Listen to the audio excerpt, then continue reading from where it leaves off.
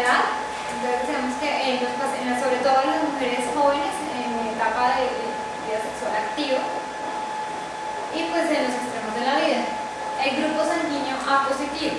Se ha descrito que las personas que son grupo A positivo en la membrana del eritrocito expresan como un receptor que el cuerpo aprende a tolerar y es similar al de las bacterias. Entonces, por eso las bacterias entran y colonizan el tracto urinario y no son identificadas prontamente porque como tienen esa similitud, como que pasan desapercibidas inicialmente. Entonces, por eso la gente que tiene grupo sanguíneo A positivo tiene mayor factor de riesgo para sufrir infecciones urinarias.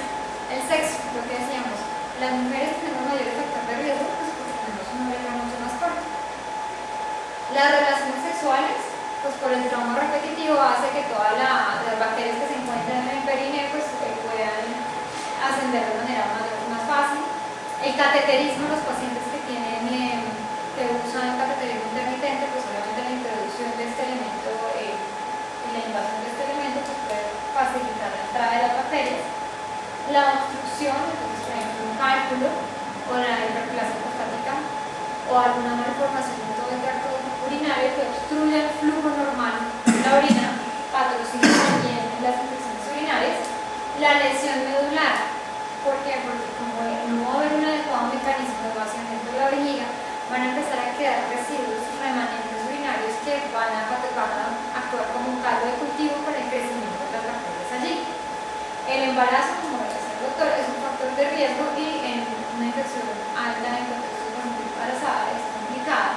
El embarazo tiene pues varios mecanismos, por ejemplo la obstrucción, el vaciamiento inadecuado, anomalías anatómicas y la inmunodeficiencia. Y en esta inmunodeficiencia pues podemos contar no solamente el VIH, los pacientes que tengan cáncer, que estén en quimioterapia, sino también los pacientes que estén en terapias inmunomoduladoras, por ejemplo, que estén en terapias biológicas o pacientes que estén en terapia corticoide o los pacientes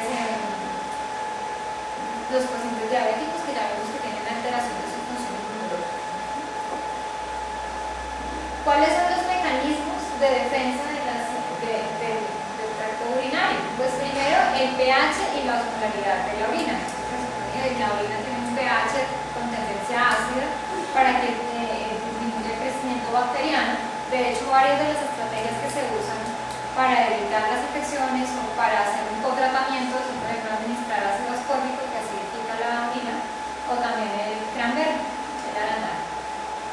El vaciamiento eficiente es otro mecanismo, la idea es barrer adecuadamente la orina y eliminarla para que no quede ningún remanente allí, pues por esta razón los pacientes que tienen vejiga hemoglobínica tienen mayor factor de riesgo. Capa de glucosaminoetano y el ecosistema bacteriano. Y hay unas proteínas que siempre se mencionan en la literatura que son las proteínas de Tom Horsfall. Esas proteínas son similares al uroepitelio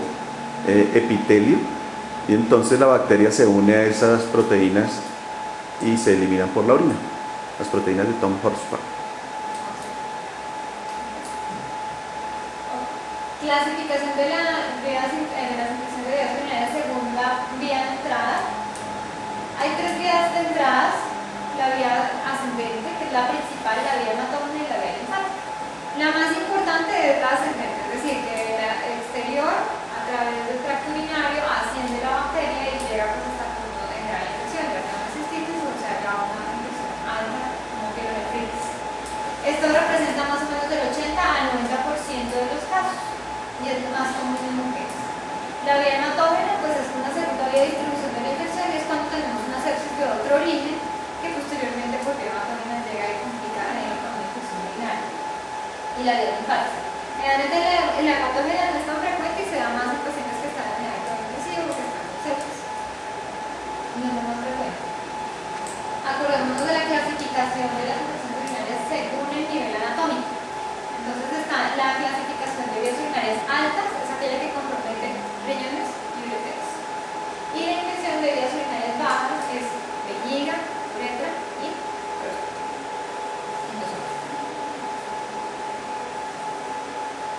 Y según el compromiso clínico, entonces acuérdense que está el asintomático y el sintomático. El asintomático, pues, cuando vemos el cuadro de bacteriuria asintomática, lo que decíamos que se encuentra en la orina, crecimiento de bacterias, cuando se hace un cultivo, tienen más de 100.000 unidades formadas de colonias, pero pues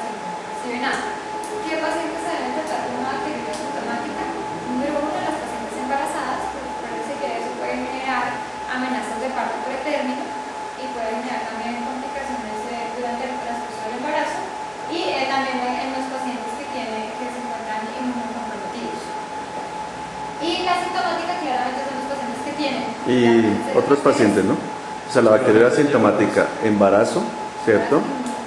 Inmunosuprimidos, Van a ser llevados a instrumentación. los que van a ser llevados a exploración de la vía urinaria, los pacientes que tienen una cirugía mayor en los próximos días. Es decir, todo paciente que va a ser llevado a una intervención que incluya un vaso sanguíneo, bien sea neuroquirúrgico, bien sea cardiológico, bien sea ortopédico. Un vaso sanguíneo hace que, vaso sanguíneo grande, pues, troncal, hace que se trate la bacteriuria asintomática.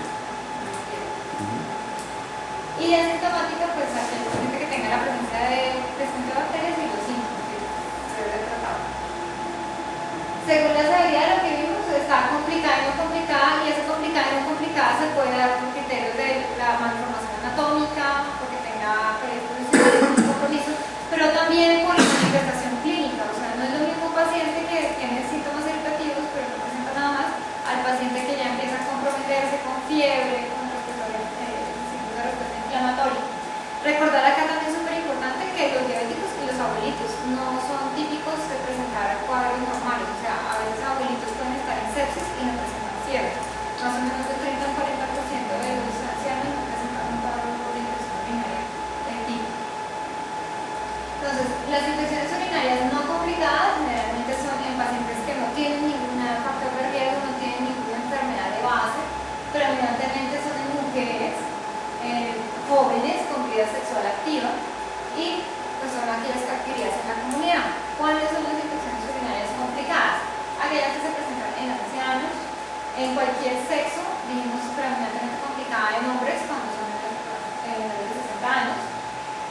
Complicadas son aquellas infecciones nosocomiales que se presentan, lo que yo les decía, está en las estadísticas del 25-35% responden a infecciones urinarias de las infecciones nosocomiales.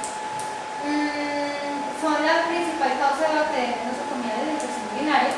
Todo paciente con diabetes tiene una infección complicada, inmunosupresión, que curse con CIRS, todas las infecciones urinarias altas y las pacientes que cursen con alteraciones anatómicas. Todas estas son las patologías complicadas. Ahora, recordemos que el principal agente causante es el E. coli, pero esto va a variar si estamos hablando de infecciones pues, no complicadas, van a ser principalmente ambulatorias, mujeres jóvenes, entonces vuelve y juega los enteropatógenos, E. coli, Klebsiella, estafilococos saprofíticos, que es el que causa el síndrome de luna de miel, principalmente en mujeres con vida sexual activa, y otros gram negativos. Estos son los gérmenes que van a causar infecciones no complicadas en pacientes que no tienen ningún factor de riesgo. Ahora, las complicadas, vamos a ver que aparecen otros gérmenes que son mucho más resistentes, que son más violentos, como por ejemplo, tenemos número 1 siempre va a ser el Escherichia coli.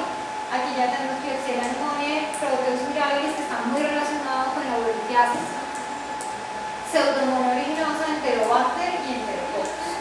Ya estamos hablando de otros gérmenes más complicados.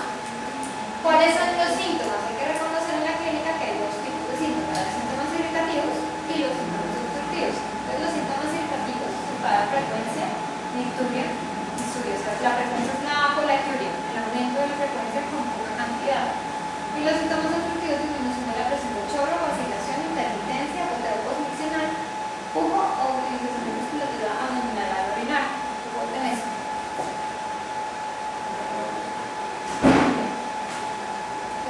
Infección de vías urinarias, ¿cómo se hace el diagnóstico? La historia clínica, un 20 o 40% solamente se necesita la historia clínica para hacer un adecuado diagnóstico.